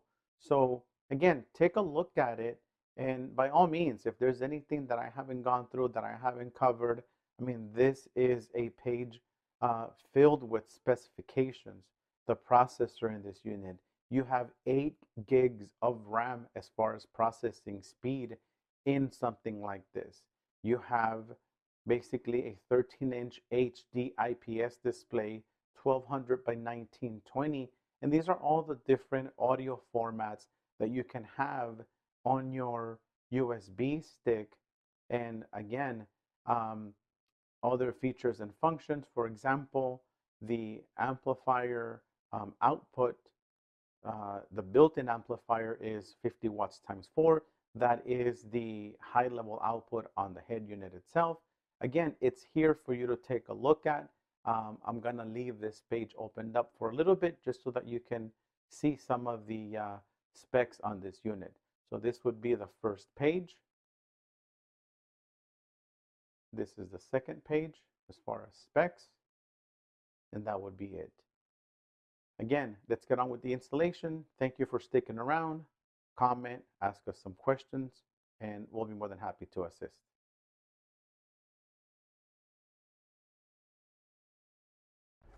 All right, so now that we've gone over on-screen functions, we've gone over all of the harnesses, how to do different things, we're going to move on with the installation. We happen to be sitting inside of a 2019 F150. This particular truck happens to be a pretty base model. It does not have a factory amplified system like the Bang & Olufsen audio system or the factory Sony.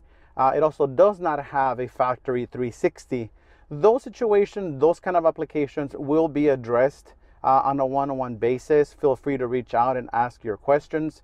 But rest assured that we do have a solution for those situations as well.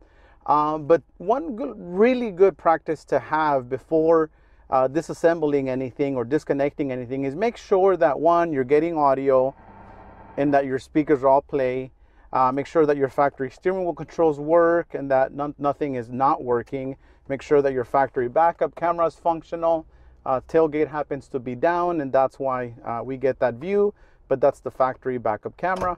And so you'll see that the installation process is fairly simple. One, we're not going to be cutting any wires. We're not going to be splicing into any factory wiring. All we need to do is pop this top panel out. In this case, we don't have the center channel, so there's no need to remove the center channel grill to gain access to the screws back there. We're just going to need to pop this top plate. There's going to be 2 number 7 screws up here, and the minute we remove those, we'll be able to pop this entire piece right over here. So let's get on with that. So starting with a plastic panel removal tool, there's a rubber mat right up here that you can use your tool to be able to slide that mat out of the way. And right underneath here, you're going to have 2 number 7 screws holding down the back side of this panel. The front is being held by clips. So what I'd like to always keep handy is a right angle tool so that I can use my adapter like this, because the top piece between the screw and the windshield, there's not a lot of room. So I always like to keep something like that handy just so I could do something like this.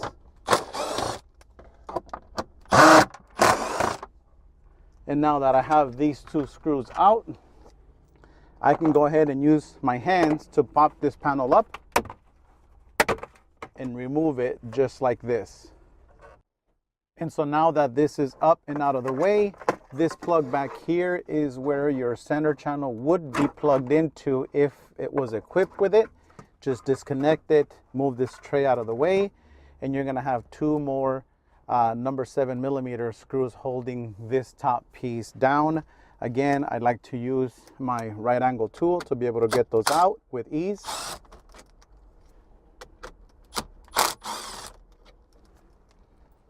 And now we should be able to pop this entire plate out.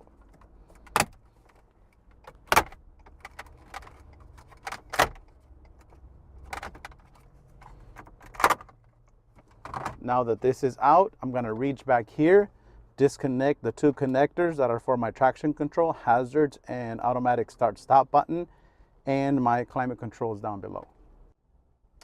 So these are the two plugs back here.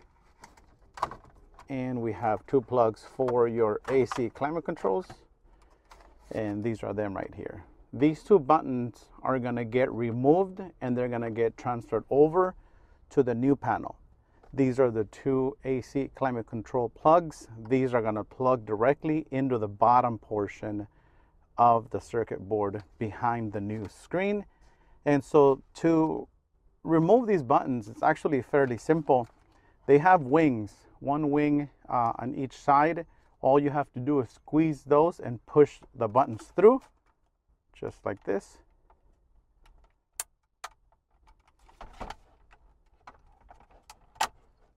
There is one. I'm going to put this one on the left side of the dash, just so I don't forget where it goes. And I'm going to put the other one on the right side of the dash, just so I don't forget where that one goes. There's no way to get these two plugs mixed up because they're not going to, one's not going to plug into the other one. So there's no way to get those two wrong. Plus, if you keep the buttons on the right side of the dash, then this one, you'll know, stretches over to that one, and this one goes to the one on the left. So that's it for those two buttons. Now you are going to have to remove these plastic orange clips because they're going to get transferred over to the new radio, so that way those clips can continue to hold the radio in place. And so this is where the two climate control plugs are going to go. So it's fairly simple. Those two plugs are down here. Next, what we're going to do is we're going to remove the screen and the bottom part of the radio. So what I'm going to do is I'm going to show you how to remove one of these clips. It's not hard. It's just you got to get both of these wings up and out. Be careful. Sometimes these things just pop out as you're pulling them out, and make sure that you see them when they do that, because if they pop out and you didn't see it, then you won't know where it landed. So what I normally do is I'll grab one of them and I'll hold it with my finger like this, and then I'll grab the other side, lift it out and up, just like this. Let me show you another one just in case that one didn't come through very well. So what I'll do is I'll grab the one side, lift it up,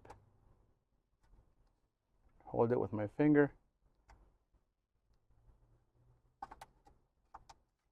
Sorry, it's kind of difficult to hold this thing up high so you could get it in the camera lens. Let's try one of these.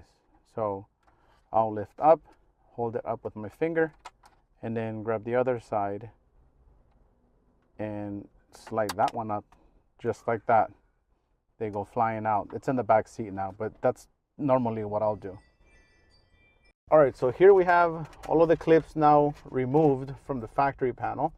We'll put them on the new panel once we're getting ready to put it in. But what we're gonna do is remove 1, 2, 3, 4, 5, 6, number 7 screws from the screen, and 2, 4 from the main radio unit right over here.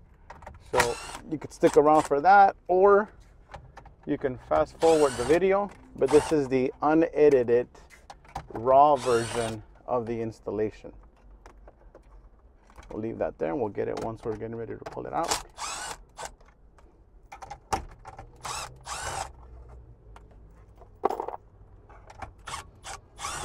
You can save all of these screws because out of all these screws, the only 2 you're going to end up using are the 2 that hold the entire panel up on top. So I'm going to slide this out while using my index finger to hold those screws.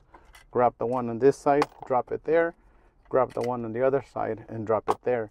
So here is plug number 1 from the back of the screen. All you have to do is push down on the lock and slide it forward.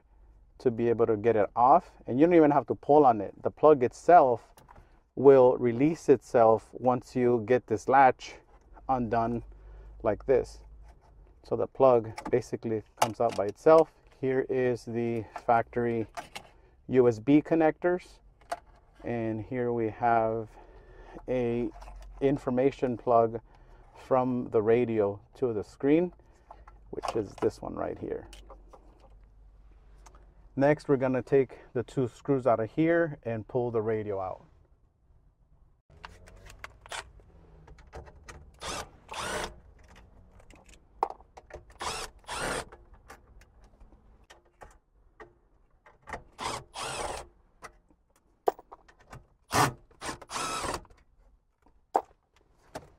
And this right here is the main power plug to the radio, and this is where you're going to have the AM/FM antenna plug.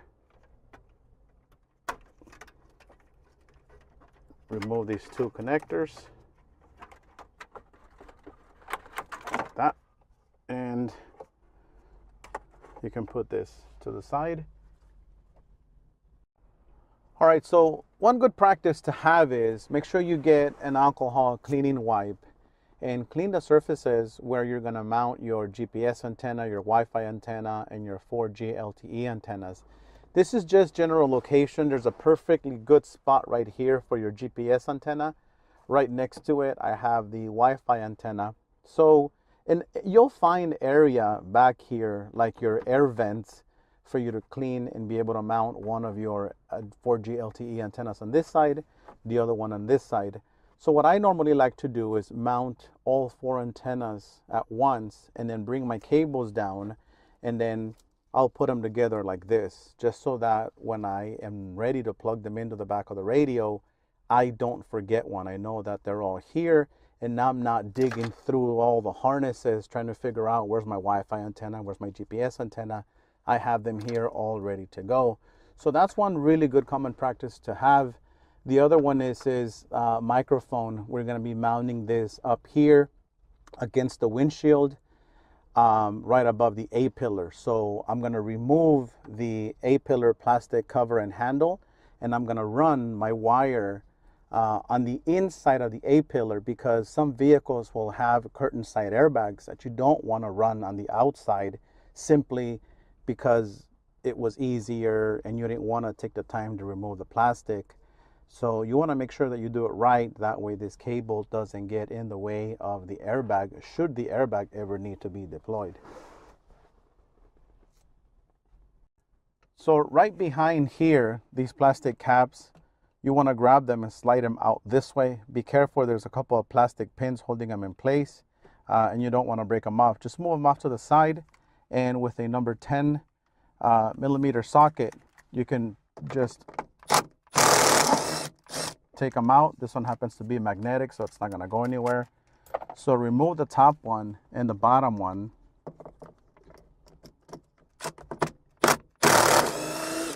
And once you have those two taken out, all you have to do is pull on the panel like that, put it off to the side, and you're going to want to run your microphone wire on this side along with the factory wiring. Use some zip ties to make sure that wire doesn't get on this side of the airbag. What most people will do is they'll open the door, and from the outside they'll pull the weather strip out, and all they will do is they will tuck the wire in back here. And so they'll do this number like this. They'll put the wire through here and they'll run it down, but that's a very lazy and wrong way to do it, because that wire will get in the airbag's way. So you want to make sure that you don't do that, and take the time to remove the plastic cover so that you run your microphone wire down along with the factory wiring. All right, so now that we have the microphone wire zip tied to the factory wiring harness, I'll normally leave a little bit of slack like this, because once you bring this panel back up here and you're gonna put it in place, you're gonna want to move the microphone out of the way so that you can do that. And once that's in, then typically what I'll do is I'll grab this rubber out the way so that this panel can make it, and then the rubber will go back onto here. So that weather strip, I'll just move it out the way. I'll grab the microphone to make sure that my bottom is lined up, my clip up here is lined up, and I will simply just snap that back in place. My microphone can now stick to the windshield, or I can use the included clip to clip onto this plastic panel instead. But now my microphone is here, the microphone wire is routed correctly. I can now put this rubber weather strip back into place, and the factory airbag, curtain side airbag, is intact. I'm just going to put the bolts back into place, and then we'll focus back onto what's going on in the dash. All right, so back to what's going on in the dash. I have my 4 antennas already here. My microphone plug is the other one that I would make part of this bundle. And I now have the 2 USB input plugs ready to go. I have already routed my 2 USB cables to my glove box. I have them sticking out just so you could see them there. But the other one is the short one. This one's designed to keep the factory USB plugs charging. One of the things that you're not gonna do with the factory ones is they don't work for CarPlay and Android Auto, wired CarPlay and Android Auto. They will continue to charge, but the beauty about this is you can use the phone link for wired Android Auto, and Apple CarPlay happens to be only wireless. So both CarPlay and Android Auto are wireless. Android Auto is the only one that's wired through that input. Now, once we've got our USB connectors in place, the next focus is to connect my backup camera harnesses. Remember, there is 2. There is this one that's a 12-pin plug, but you don't have that one in this case. Remember, it's whichever one you have. So you're gonna have either the 12-pin plug or the 54-pin plug for your factory backup camera. So you're not gonna have both. It'll be one or the other. And in this case, we happen to have the 54-pin plug right over here. And so once that plugs in, pay attention, because this is the latching that's going to basically lock this connector in place. You have here the factory backup camera output. This is USB power. So these are the only 2 plugs you're going to need on this particular harness. This is if this vehicle was equipped with the factory 360 camera system, then you would need an additional 360 camera retention module. Or if you wanted to use the multi-camera interface module, which gives you 6 inputs, that would plug into here. But in this case, we're only trying to maintain the factory USB ports to charge and the factory backup camera. And so that plug labeled USB power, here's the main power harness to the new radio.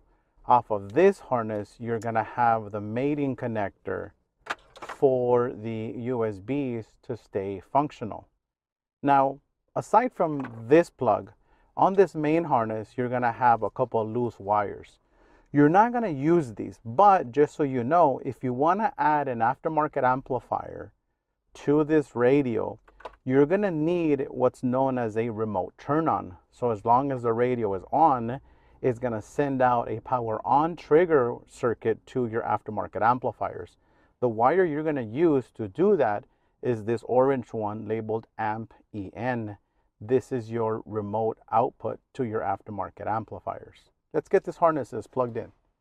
So now that we have our harness, our main harness plugged in, we have our CAN bus module plugged into the only white plug that would plug into here.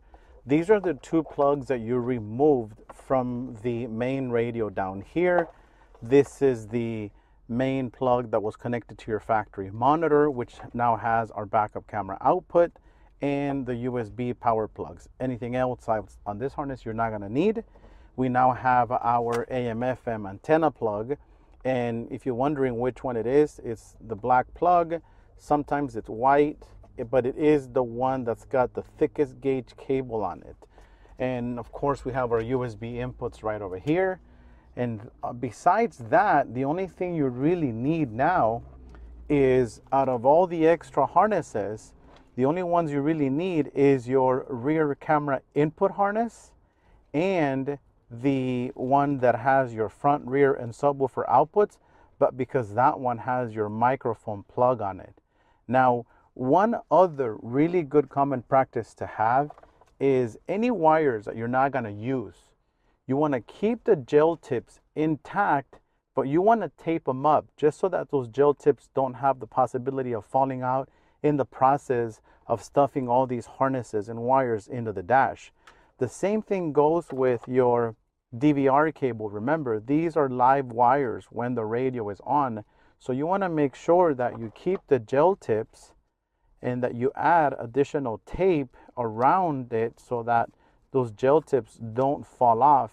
And, you know, just don't have the possibility of them becoming a problem in the future or in the process of you stuffing these harnesses back inside of the factory radio cavity. So it's really good common practice to take the necessary precautions to avoid any future problems. So just, if you're not going to use it to supply power to anything, go ahead and tape them up, keep the gel tips intact, and now once you're handling these wires to go back in there, they don't pose any problems. All right, so now that we have all of our harnesses in place, what I'd like to do is keep all my small plugs in a bundle, just like I did with all of my antennas.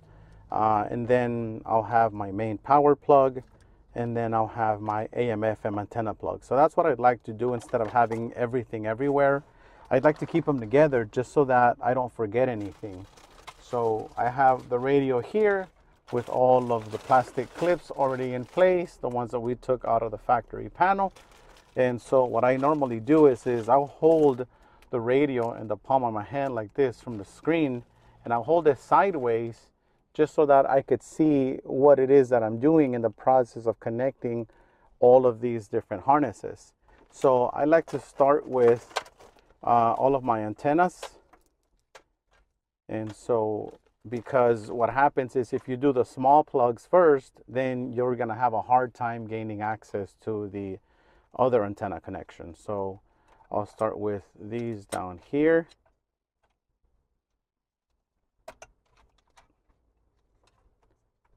I'll get to my Wi-Fi antenna on the side here.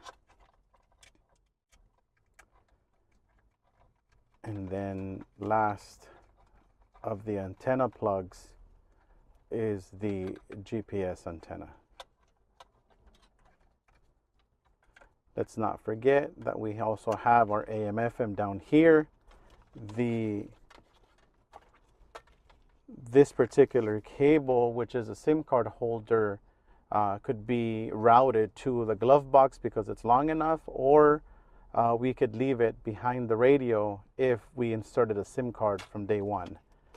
So then next, I'll grab all the small plugs, and I'll start with bottom row first, just so that, because that makes it easier. So it's the white one first on the bottom left, which is my USB input for thumb drives. Sorry, off-white first, which is my microphone plug, right over here like this. And then it's my white one. The third one there doesn't get used. And then the last one is my auxiliary audio video input. This is the last one on the bottom. And then at the top, starting from the left, from my perspective, is the black one, which is the backup camera plug. Let me try and pull this one out of here. So I'll do the backup camera first, and then next we'll do our Toslink fiber optic cable, which is this one here. And then it is our power output harness slash DVR plug. Let me pull this GPS antenna out so you can see. And then last is the red plug right over here. There you go. And then I'll put the GPS antenna back in, just like that. And then the only thing that's left is my AM/FM plug, the main power harness, and my 2 AC climate control connectors. All right, so one of the things, now that we have the plugs plugged into the radio, one of the things that I wanted to share with you is the 2 plugs that were up here that were supposed to be for your traction control and your hazards button. Remember, on the new radio, they're gonna be on the bottom. So these plugs, instead of being up here, they're gonna need to get routed to the bottom because they're gonna now connect down here. There's a couple of spots that you can undo a plastic retaining clip right up here, and there's another one right here. All you have to do is just pop them out, and these harnesses will now be long enough to come all the way down, and they're going to now connect down here into the new location. So that will make them long enough to reach down here. So that's all you have to do as far as relocating this one harness from being up here to now being down there. So while still holding the radio here in the palm of my hand, I'm gonna go ahead and now connect my main power plug into the radio, and then I'm gonna connect the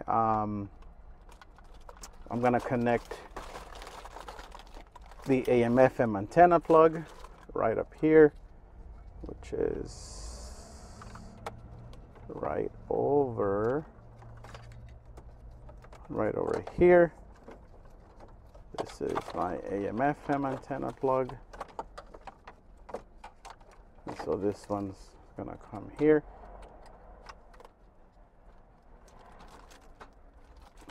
And so I'm still holding it sideways. I'm gonna grab the traction control and insert that button down here, like that. I'm gonna grab the hazards button and insert that one right there. So the last 2 plugs is the climate controls down here and the 2 plugs right over here. So now I'm gonna flip it vertically so that I can bring it closer to the dash, and those are gonna be the last connections that I would be making to the back of this unit here. So here are my 2 extensions to the bottom.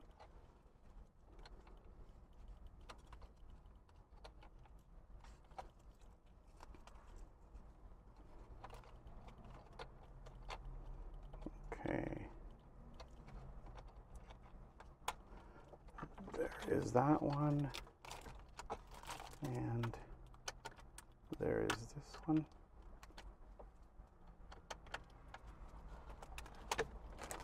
Now I'm going to connect it to climate control plugs.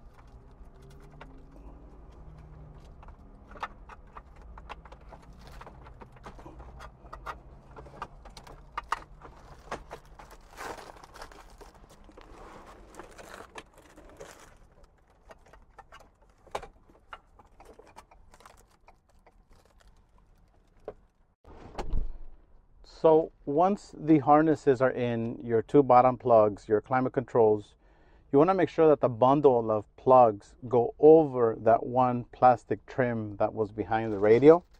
And so the cool thing is you can stick your hand up here and guide everything in place in the process of getting this radio into position. So once you've guided those plugs in there, it should click in fairly easy. And so once it's in place, we should be ready to turn it on. The satisfying part out of all this is removing this plastic cover I apologize for the glare, but this is really what it ends up looking like. Once you're all set and done, the next thing to do would be to basically turn the ignition on, watch it boot up, and go from there. So I had to adjust the camera angle just a little bit so I could get rid of some of the glare from my lamp in the background. So here we are, getting ready to turn the ignition on for the first time. Start the car. The initial boot up process takes approximately 30 seconds. And this is just the first time. Every single time you turn it off and turn it back on, should give you a fast boot. Our headlights are on, so our AC climate control buttons are already backlit, as you can tell right over here. And so, like I said, this process normally takes about 30 seconds. But one of the things that I will show you is how to set up the AC climate controls. One of the things you have to pay close attention to is your factory AC climate controls. Notice how on this one we only have a single temperature settings. We don't have dual zone AC climate controls. So that means we're gonna have to set this AC climate controls to F150 low, depending upon what you have, single or dual. Or if you have the factory touch 360, that's what you're gonna set it up as. So let's go in and verify that to begin with. That way we can verify that our AC climate controls are fully functional. To do that, you're gonna go into your settings. You're gonna then go into system, and then you're gonna select setting guide, which is the first option. And in here, we have car model AC. Now, right now, we're already set up to F150 low. It is set to other. That means it is the 2015 and up model. This is if we had the factory touch 360, meaning we had the factory 360 system in this truck. So since it's already set correctly, our AC climate controls should already be functional. So I'm going to hit the home screen and I'm going to hit the fan up. Sure enough, I'm going to hit the climate button so that we can see it here. Fan down. Our mode button is already working. AC or max AC on. And here we have climate controls down. Remember, different ways of doing the same thing. So this is touchscreen fan down, touchscreen fan up, or hard buttons fan down, fan up. Our mode button, which is the same thing as touching the on-screen buttons right over here. I'll hit the mode button again so I can cycle through those.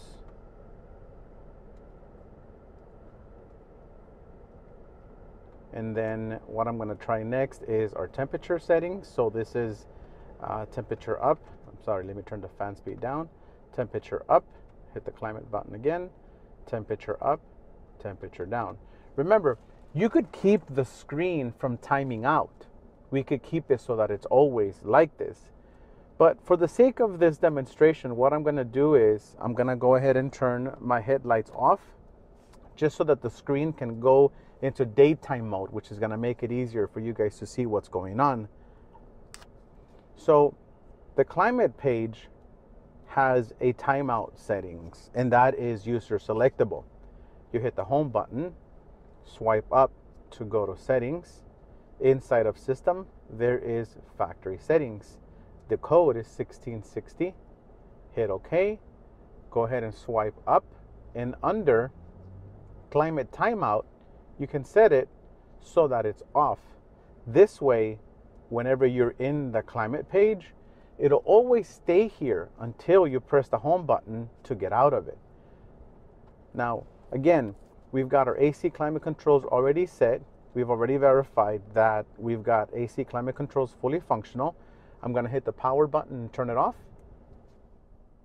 I'm going to go to the home screen, and what I'm going to do next is double check where my audio is. So I'm going to hit the radio. So we have static already there. I'm going to press and hold this button.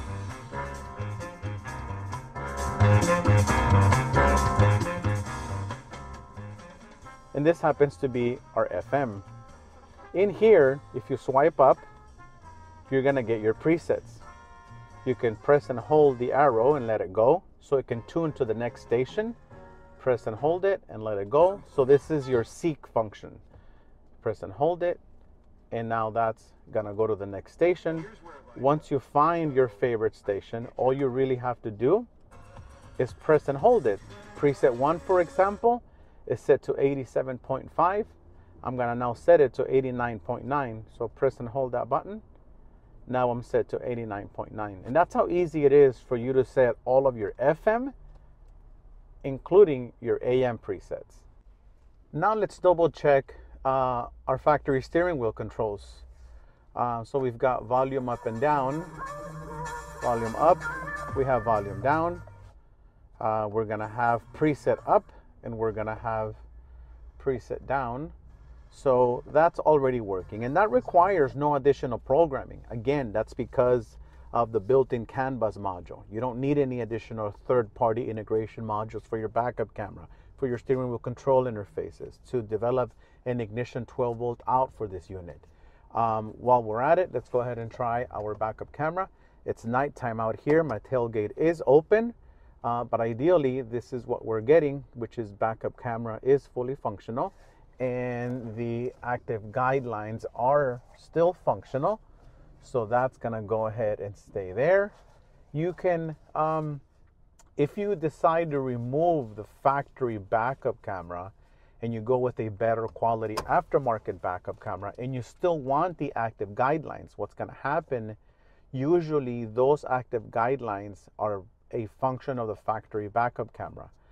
We're simply reading the data off the bus. But if you do happen to add an aftermarket backup camera that gives you a better image, you can enable the active guidelines that the unit has the ability to show. So you go into settings, you're gonna go into system, in setting guide, down here, it says dynamic guidelines. You turn those on.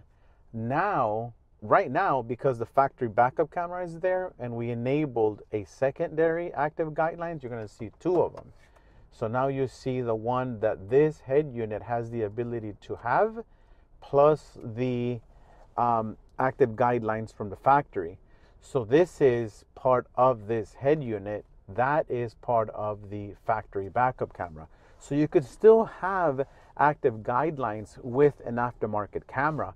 Usually I would recommend that you get one just so you can have a better backup camera image. What's happening with the factory backup camera is it's usually of low resolution, and when you transmit the low resolution image now through an HD display, it only magnifies how bad the factory backup camera is. And so that's just food for thought, additional information. I'm gonna come in here and disable the active guidelines so that we only get the factory guidelines on our screen. And so other features and functions that we've gone through already when we did the unboxing and we went over all of these different things. One thing that these units have is there's a car settings app. This is everything that the factory radio had the ability to control, including the ambient lighting that some of the F-150s are equipped with, and the massage seats that the Super Duties are equipped with. So that's going to be found inside of the car settings app of this unit itself. So just to recap, climate control settings, when you first install it, make sure that you go into settings, make sure that you pay attention to your factory AC climate controls. Inside of system, you're going to have setting guide, you're going to have car model AC, and in there, you're going to tell it, I have single zone temperature controls, or I have dual zone temperature controls, and I am not equipped with any additional features like the factory 360 camera system. And so this is where you want to make sure that you set it correctly so that your climate controls could be functional. Other vehicle specific feature that this head unit has is every time you open a door, it's going to give you a door status indicator, and that can be enabled or disabled. So if you go into settings, under the same page, under system, you go into setting guide, you're going to swipe up and you're going to see something that says show door state. You can enable or disable that function where every time you open a door, it's going to pop up. If it's there and you need access to the setting behind it, simply touch it and it'll disappear. Just like that. Another cool feature about this head unit is because it's brand new technology. I mean, this has not been out any more than maybe 12 months, if anything. One of the things that I really like about this is the fast boot function. Now, when you turn the truck off and you open the door, the unit's gonna turn off. You close the door, you get back in, and you turn it back on. This is when you're gonna notice that the unit is already on and it's ready to go. So this is a brand new feature. If you ever notice that the unit takes its time to reboot, or if you ever see the initial boot up screen, it's because you've done one of two things. The unit will cycle power every single time depending on what setting you have the accessory off position set to. So inside of settings, under system, under factory settings, code is 1660. You're gonna swipe up to accessory off delay. So what that means is you have two options. There's a 3-minute option and there's a 10-second option. What that means is that if you turn the truck off and you wait 3 minutes and then you turn it back on the 3-minute mark, you're gonna see the initial boot up screen every single time you do that. If you have it set to 10 seconds, if you turn your vehicle off, 10 seconds later you turn it back on, you're gonna see the initial boot up screen. So let that not take you by surprise if you ever happen to see it. It is designed to have a fast boot function. However, if you happen to turn it off and back on within the 3-minute mark or the 10-second mark, depending upon how you have it set up, it will reboot itself and take those 30 seconds to turn on like it did initially. So just a little bit of heads up, keep that in mind.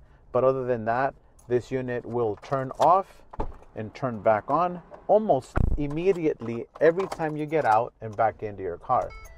Now, if you notice, there's a couple of bubbles on the screen, and that's because this unit comes with a plastic screen protector. And so that's what you're seeing. You're seeing those bubbles that are behind that. There is a 13-inch screen protector that's going to be available for this.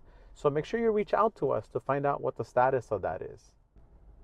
So I just want to thank you guys for sticking along and sticking through this entire video. Hopefully it's been informative. And remember, comment, ask us questions, send us a text message, email us, let us know if there's anything specifically that you need to know about this unit, anything specifically that you like, don't like, or anything about your vehicle.